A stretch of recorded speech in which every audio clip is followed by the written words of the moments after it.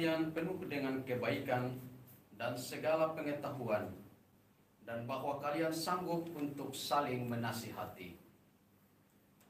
Namun karena kasih karunia yang telah dianugerahkan Allah kepadaku, aku di sana sini dengan agak berani telah menulis kepadamu untuk mengingatkan kalian bahwa aku boleh menjadi pelayan Kristus Yesus.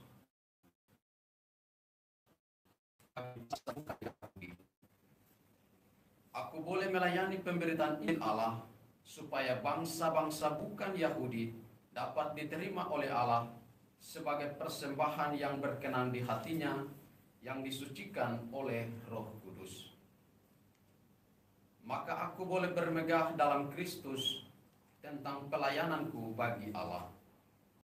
Sebab aku tidak akan berani berkata-kata tentang sesuatu yang lain, kecuali tentang apa yang dengan perantaraanku.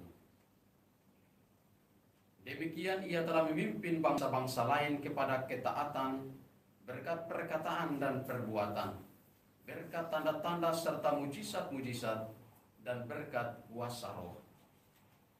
Demikianlah dalam perjalanan keliling dari Yerusalem sampai ke Ilirikum, aku telah mewartakan Injil Kristus dengan sepenuh-penuhnya.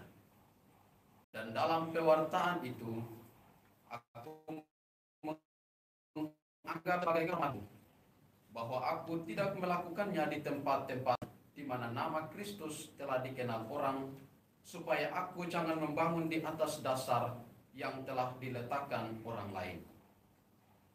Tetapi aku mengikuti ayat kitab suci yang berbunyi, mereka yang belum pernah menerima berita tentang Dia akan melihat Dia, dan mereka yang belum pernah mendengar tentang Dia akan mengertinya. Demikianlah sabda Tuhan. Syukur kepada Allah. Tuhan menyatakan keselamatannya di hadapan para bangsa. Tuhan menyatakan bukan karya-karya yang ajaib. Keselamatan telah dikerjakan oleh tangannya, oleh lengannya yang kudus. Tuhan menyatakan keselamatannya di hadapan para bangsa. Tuhan telah memperkenalkan keselamatan yang datang daripadanya. Telah menyatakan keadilannya di hadapan para bangsa. Ia ingat akan kasih dan kesetiaannya terhadap kaum Israel. Tuhan menyatakan keselamatannya di hadapan para bangsa. Bergembiralah dan bermasmurlah. Tuhan menyatakan keselamatannya di hadapan para bangsa.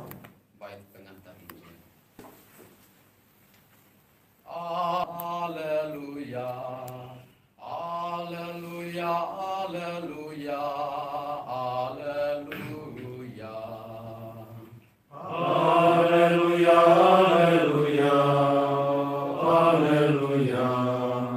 Haleluya, haleluya, haleluya. Sempurnalah kasih Allah dalam hati orang yang mendengarkan sabda Kristus. Haleluya, haleluya, haleluya. Haleluya, haleluya, haleluya. Tuhan bersamamu. Dan bersama rohmu. Inilah Injil suci menurut Lukas. Dimuliakanlah Tuhan. Pada suatu ketika berkatalah Yesus kepada murid-muridnya, ada seorang kaya yang mempunyai seorang bendahara. Kepadanya disampaikan tuduhan bahwa bendahara itu menghamburkan miliknya. Maka si kaya itu memanggil bendaharanya dan berkata, "Apakah yang telah kudengar tentang dirimu? Berilah pertanggungjawaban atas urusanmu, sebab engkau tidak boleh bekerja sebagai bendahara lagi."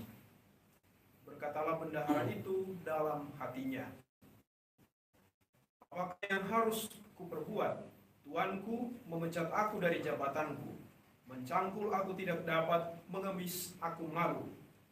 Aku tahu apa yang harus kuperbuat, supaya apabila aku dipecat dari jabatanku sebagai bendahara, ada orang yang mau menampung aku di rumah mereka. Lalu ia memanggil satu demi satu orang yang berhutang pada tuannya. Berkatalah ia kepada yang pertama, "Berapa besar hutangmu kepada tuanku?" Jawab orang itu, 100 tempayan minyak. Lalu kata bendahara itu, "Inilah surat hutangmu. Duduklah dan buatlah surat hutang lain sekarang juga, 50 tempayan." Kemudian ia berkata kepada yang lain, "Dan saudara, berapa hutangmu?" Jawab orang itu, 100 pikul gandum. Katanya kepada orang itu, "Inilah surat hutangmu. Buatlah surat hutang yang lain, 80 pikul." Bendahara yang tidak jujur itu dipuji tuannya, karena ia telah bertindak dengan cerdik. Sebab anak-anak dunia ini lebih cerdik terhadap sesamanya daripada anak-anak terang. Demikianlah sabda Tuhan. Terpujilah Kristus.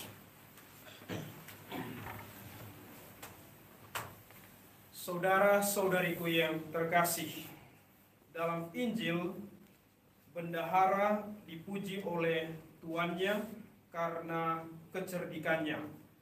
Ia dipuji karena kecerdikannya bukan semata-mata karena ia sudah bertindak curang, tetapi karena ia memikirkan masa depannya dan melakukan suatu hal yang mau menyelamatkan masa depannya.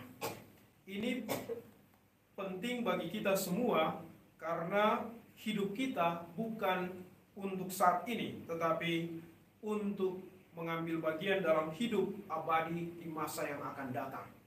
Kita juga perlu untuk melakukan sesuatu pada saat ini supaya kemudian kita memikirkan dan mendapatkan tempat yang layak di masa yang akan datang.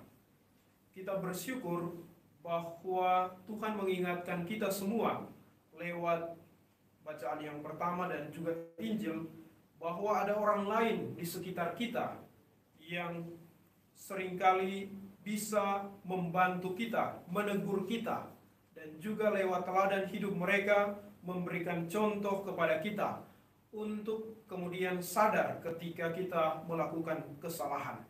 Bendahara menyadari bahwa ia telah melakukan kesalahan ketika ditegur oleh tuannya. Kita juga membutuhkan orang lain supaya kemudian menyadari ketika kita melakukan hal yang salah di hadapan Tuhan dan sesama. Di lain pihak, kita juga dapat bertindak menjadi orang yang mau mengingatkan orang lain ketika orang lain melakukan kesalahan dan sudah berada dalam situasi yang salah.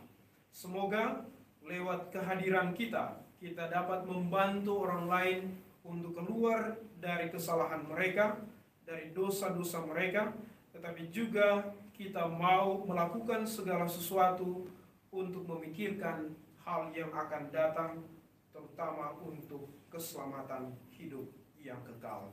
Rahmat Allah menolong